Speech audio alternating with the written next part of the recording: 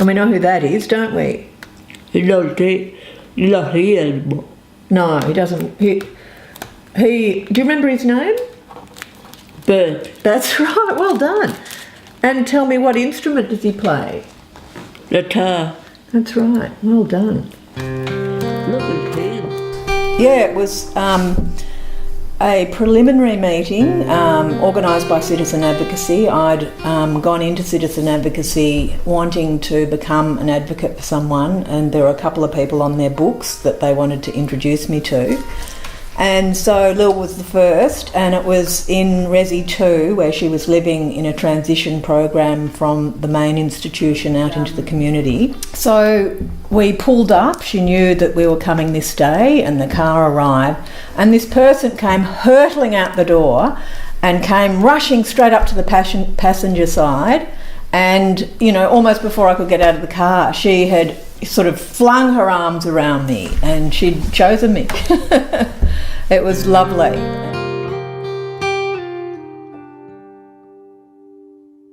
But Mary Lou is in ill health and doesn't travel, so they have beautiful letter correspondence, and Mary Lou sends gorgeous gifts and Lil sends gorgeous gifts and cards, and they keep in touch and occasionally speak on the phone.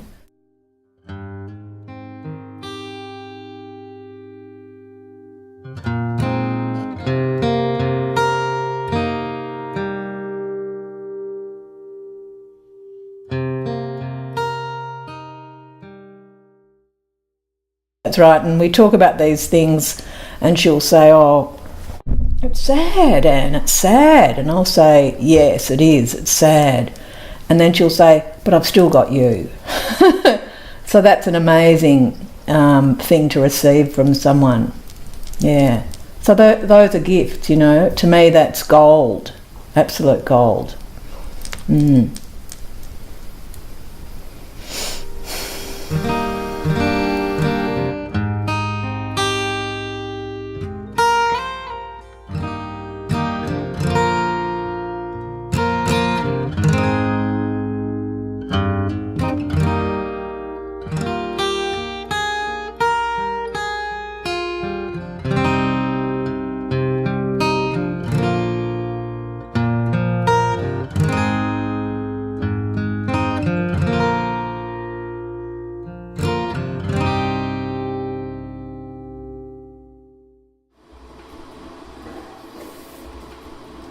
I first found out about citizen advocacy just by pure accident. I was searching for something. When Dad passed away, there was something in me that wanted to keep perpetuating. I knew I had something in me that was there to offer, but I didn't know what. And it's been a good journey. It's been a great journey for that matter, but just that initial part, just to get off me butt, so to speak, and explore what was there. That was the real interesting part, that I had it in me, that I wanted to do something, that I felt I could contribute something, that it was, I didn't know what it was. You know, you understand that? I just didn't know what it was. I just wanted to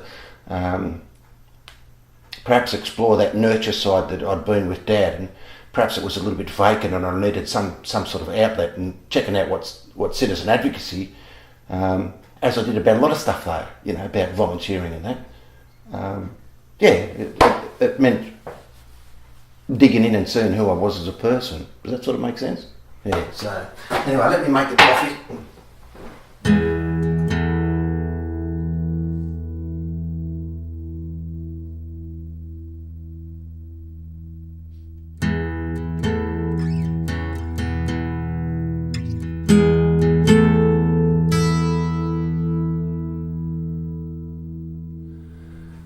He's very easy to accommodate. There's anything.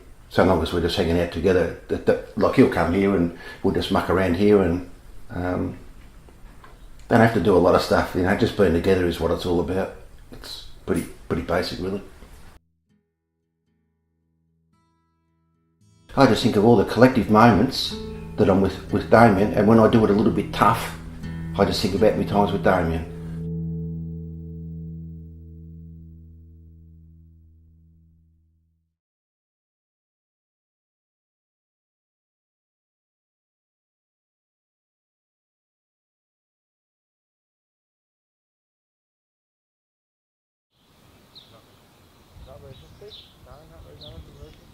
So how long have you two guys known each other? Since August last year, August last year, it would have been about when we first met at the coffee shop, and David was there too. Yeah, we met at the coffee shop in Brody Shopping Centre. Next to the smoke shop there's a coffee shop. We met there a few times, me, David and Nathan. We didn't know each other at all, did we, Peter? No, but as soon as we met, we were like, house on fire.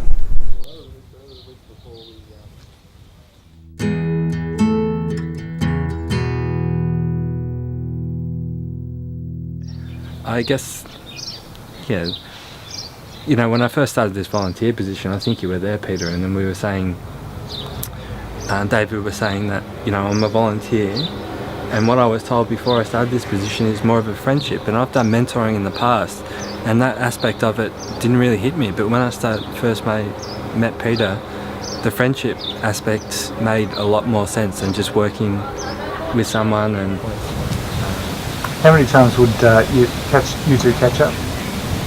Once a week, sometimes once every 2 weeks, depends on where I've got on, or if I need Nathan to help me go to the hospital appointments or come to doctor's appointments, because I understand half that mumbo jumbo. So, because Nathan has been a nurse in the past, he understands all that, so it's better if Nathan comes, because then he can explain it to me the way I understand it.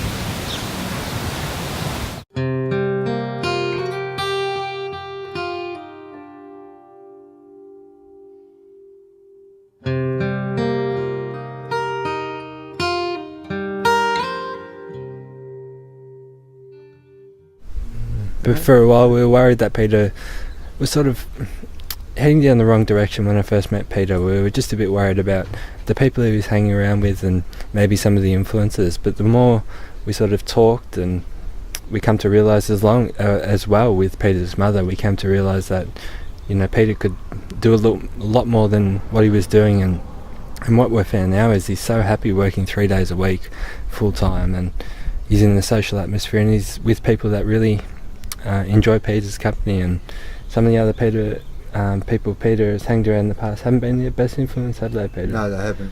No, but Peter's really, I'm really happy from when I first met Peter to now to see that he's really enjoying what he's doing. He's helping around the house a lot more with his mum, and that's what Peter's mum really wanted from him, and that's makes me really happy when I found out Peter was working 3 days a week and has stuck with it and is still working now.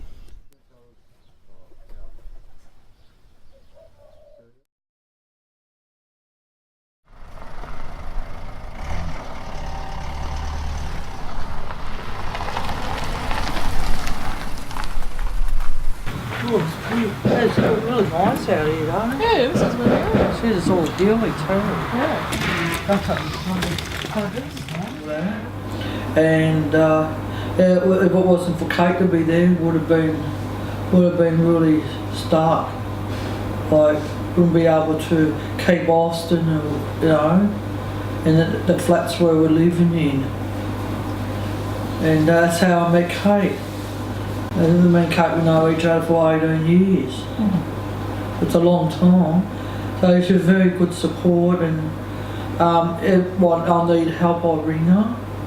And she did help me with the tribunal. Well, I got first involved with Jenny because she was at the courts, she and her husband, and they were having trouble with their son, who was 9 years old, and the judge said if there was too much reliance on workers and not enough community support, so he would give them 6 months to reorganise their life and see if they were able to then have multiple supports and a better environment for their son. Otherwise he'd have to be put into care, which was pretty tragic.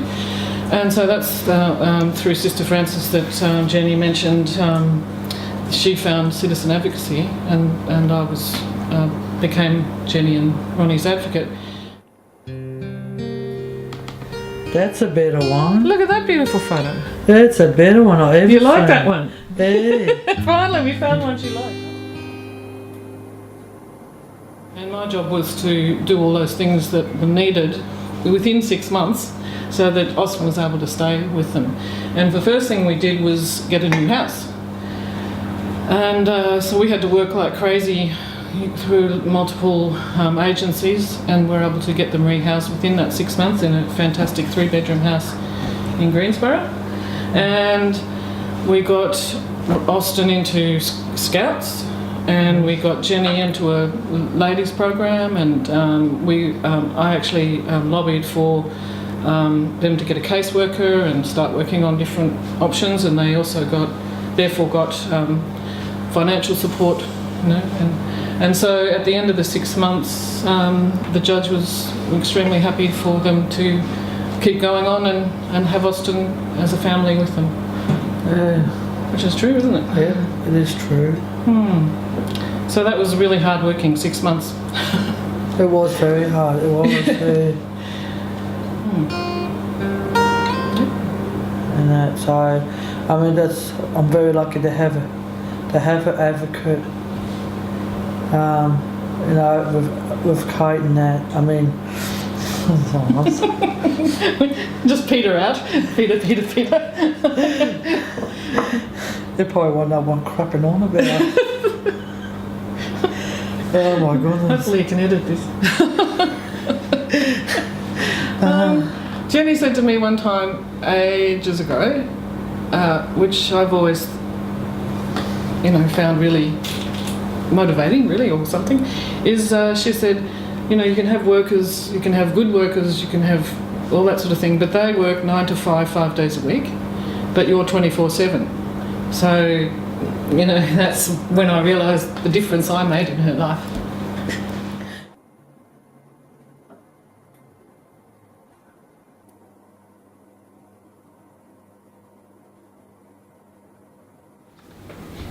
We'll take a selfie, like we did before.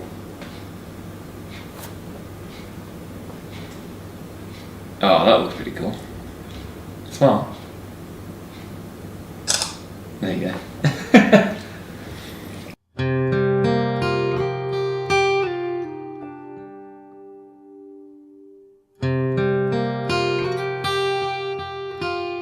Introduced to him here at the house with Tash, and yeah, we had a good chat, and yeah, since then I've tried to catch up with him every couple of weeks, or as often as I can, and what we've done is just made it part of my, you know, week to week, you know, rather than setting aside, you know, time to catch up with him. I look at my weekend and go, right, what would Dwayne love to do? You know, go to basketball. What's been your favourite? Going to basketball? Yeah. Well, we haven't been to the footy yet because the footy season. Yeah, next year. Yeah, next year. Yeah. I think that cooker. Yeah, maybe a big bash. Yeah. A 2020 big bash.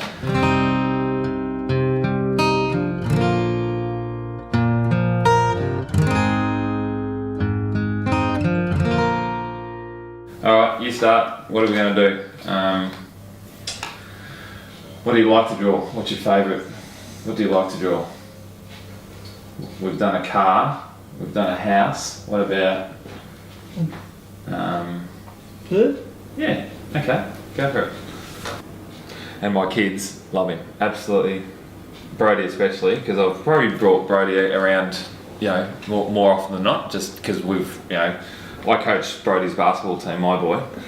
So Wayne's come to a few games, and you know, yeah, it's great. It's great. You love Broads, don't you? Yep, the best. The best.